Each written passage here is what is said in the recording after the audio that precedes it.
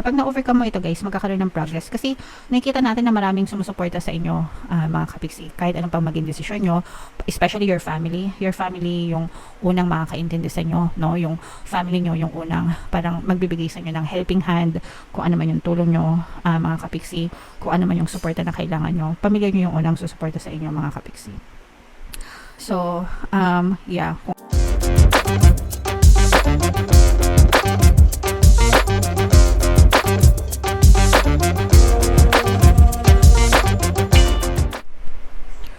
Hello guys, hello Gemini, welcome back to Pinay Pixie Tarot. Ang pamagat ng episode natin for tonight is Money Money Come to Me. Ito yung ating money reading guys para ngayong October para sa Gemini, Sun, Moon, Rising, Sign, and Venus. Unahin natin itong deck na to guys. Ito yung mga money manifesting technique para sa inyo. So Gemini, ang nakuha natin ay spend gladly. Keep money flowing toward you. Your supply of money will dry up if you hoard what you have and are reluctant to part with it. Whenever you spend money, do so with a glad heart and the knowledge that more money will flow to you to take its place. So, ibig sabihin nito guys, huwag kayong matakot na gumastos ng pera, lalo na kung kailangan naman, no? Especially sa mga necessities, sa mga basic needs nyo, mga kapiksi, no? And dun sa mga katulong naman para sa inyo, mga kapiksi. Kapag nag-hoard kayo ng pera, guys, ibig sabihin, hoard, reluctant to part with it, kumbaga takot na takot kayong mawalan ng pera, nasa scarcity mindset kayo. Pag sinabing scarcity mindset is scarce, takot mawalan, kakulangan, no? So, hindi siya abundance mindset.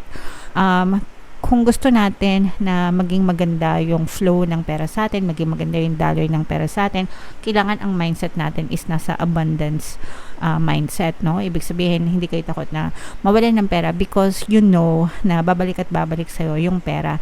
That's how you should have a relationship with money. Dapat ganun yung relasyon nyo sa pera, mga kapiksi. Para maging maganda yung daloy ng pera sa inyo. Okay? Naiintindihan nyo ba? Kasi yung iba, takot na gumastos kasi baka hindi na bumalik or whatever. So again, guys, kapag ka ganun yung mindset nyo, nasa scarcity mindset kayo. So hindi abundant yung mindset nyo, mga kapiksi. So you should start, tweaking your perception or your beliefs about money para maging maganda yung daloy ng pera sa inyo. So, the best dito is gumawa kayo ng belief system na kapag gumastos kayo, babalik siya sa inyo tenfolds, okay? So, pwede nyo sabihin na whenever I spend money, money always comes back to me in tenfolds. Okay? Ibig sabihin, 10 beses yung balik sa inyo, okay? Okay naman, okay lang gumastos ng pera because I know na babalik at babalik din yan sa akin. Okay? So, yung mga ganong klase ng mindset para mawala yung fear nyo, fear of losing money, fear of, abandonment sa pera. So, dapat maganda yung relationship nyo with money para maging abundant yung flow nya. Comment down below guys, no, if naintindihan nyo. Sana naintindihan nyo, mga kapiksi. Iba kasi yung nagtitipid sa ayaw gumastos, okay? Pag ayaw nyong gumastos, ibig sabihin ayaw nyong mawala ng pera. So, iba yun, mga kapiksi, kasi yung mindset nyo hindi abundant. Okay? Alright. So, comment down below. Sana naintindihan nyo, guys. Yeah. So, tingnan natin yung ganap sa kaperahan nyo ngayong October, guys. So, shuffle natin to. Habang sinashuffle ko to, panoorin nyo muna yung video natin regarding sa ating paano mag-manifest ng abundance video course. Kapiksi, sawa ka na ba sa mga struggles at hirap sa buhay mo? Masipag ka ba at masikap sa buhay ngunit hindi ka pa rin umaasenso? Ilang beses ka na bang nag-attempt mag-negosyo at mag-invest pero palagi ka pa rin nalulugi? Sa pagkakataon na ito ay maaaring may subconscious beliefs ka na nagiging balakid sa iyong pag-unlad at pagyaman. Introducing, paano mag-manifest ng abundance video course. Dito ay matututunan mo ma-overcome ang mga balakid mo para tuluyan ka ng umunlad, umasenso, sumagana, maging matagumpay, successful at maswerte sa iyong kabuhayan, pera, trabaho, negosyo sa lapi at kaperahan ng bonggang-bongga. Dali, mag-send na ng email sa pinoypixie@gmail.com at simulan na ang iyong pagyaman ngayon. Alright, so sa lahat ng gusto mag-avail ng course guys, yung promo natin for October, magbibigay tayo ng free 3-in-1 pampaswerte sa criminal, sa pampaswerte sa buhay, sa pera, at sa love life, worth 1,500 yung freebie na yan guys. Kaya i-avail nyo na, sobrang ganda. And meron din tayong bagong course mga kapiksi, paano mawala ang third party at magkaroon ng harmonious na relationship para mawala yung mga kabit ng mga jowa nyo guys. 20% discount naman yan until October 31. So i-avail nyo guys, sobrang ganda. So, Gemini guys, kayo ay represent ng Queen of Swords. Ito yung ating money energy mga kapiksi. So, for some of you guys, this is both negative and positive, no? For some of you guys, parang yung iba sa inyo guys, maaari kayo nagkakaroon ng financial troubles or financial constraints, no? Ibig sabihin, parang feeling nyo nanlalamig yung pera sa inyo, mga kapiksi. Pero nakikita natin dito na gumagawa kayo ng mga paraan, guys, no? Pero nagkakaroon kayo ng conflicting thoughts. Ibig sabihin, parang hindi pa kayo makapag-decide kung ano talaga yung gusto nyo mangyari pagdating sa inyong kaperahan. So, ibig sabihin, parang you are looking for the right path, no? Or yung good path na feeling nyo makakatulong sa inyo. Meron naman kayong mga sources of income, nakikita natin yan. Now, for some of you, may mga pinagkakakitaan naman kayo. Pwedeng may trabaho kayo or meron kayong negosyo or side hustle, mga kapiksi. Pero parang kulang, no? It's either kulang or kinakapos, ganyan. And dahil doon, nag-iisip kayo ng mga ibang pamamaraan kung paano pa madagdagan or magkaroon kayo ng extra income. Kaya lang yun nga, parang medyo nagkakaroon kayo ng confusion, mga kapiksi. At saka I'm also sensing na yung iba sa inyo, parang ayaw nyo rin yung trabaho nyo or parang hindi kayo masyadong masaya sa workplace nyo, mga kapiksi. You are thinking of moving to another direction, mga kapiksi. Ibig sabihin parang gusto nyong lumipat ng trabaho, lumipat ng kumpanya. Yung iba parang nag-iisip na mga ibang bansa or lumipat ng bansa, ganyan, country. So nag-iisip kayo na magkaroon ng movement guys, pero parang may inaantay kayo or nag-aantay kayo ng right timing. So, the right timing is always now, mga kapiksi, kasi wala namang past, yung past tapos na, yung future wala pa. We only have the now moments, mga kapiksi. So, kung hindi kayo kikilos ngayon, di ba, kailan pa? And hindi nyo masasabi kung buhay pa kayo sa future, di ba? I mean, yung kakaantay nyo, di ba? So, always tell yourself na now is the right moment. And, just get ready or be ready, mga kapiksi. Kailangan buo yung loob nyo sa mga pagdidesisyon nyo. Huwag kayong magmadali. Pero make sure na matapang kayo or magkaroon kayo ng buong desisyon or buong loob, mga kapiksi.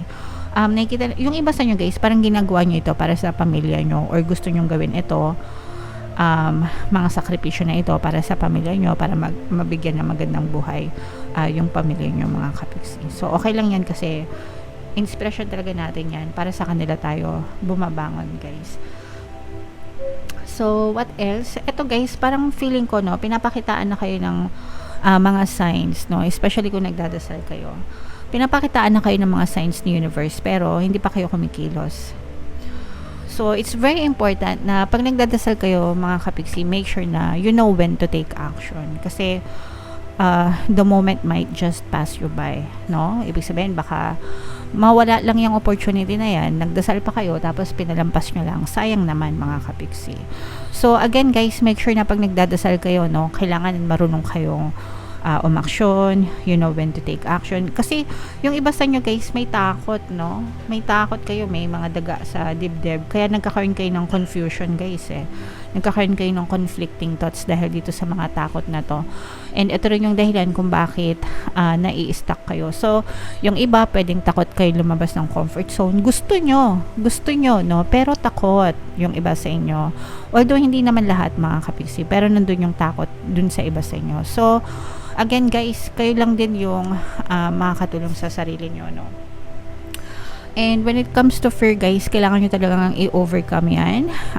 Palagi ko nga sinishare sa inyo yung sinabi ng author nung dun mga kapiksi, no, I must not fear. Fear is the mind killer. It's a little death that brings obliteration. So in layman's term guys, ibig sabihin yung mga takot natin, yung mga duda natin, yan yung pumapatay sa mga pangarap natin. So wag nyong hayaan na mamatay yung mga pangarap nyo, yung mga ambisyon nyo sa buhay dahil lang sa mga takot nyo. Mga kapiksi, you have to overcome your fears guys para magkaroon ng movement, ng paggalaw sa buhay mo. Kapag na-overcome mo ito guys, magkakaroon ng progress kasi nakikita natin na maraming sumusuporta sa inyo, mga kapiksi, kahit anong pang maging desisyon nyo, especially your family yung unang makakaintindi sa inyo, no? Yung family nyo yung unang parang magbibigay sa inyo ng helping hand, kung ano man yung tulong nyo, mga kapiksi, kung ano man yung suporta na kailangan nyo. Pamilya nyo yung unang susuporta sa inyo mga kapiksi.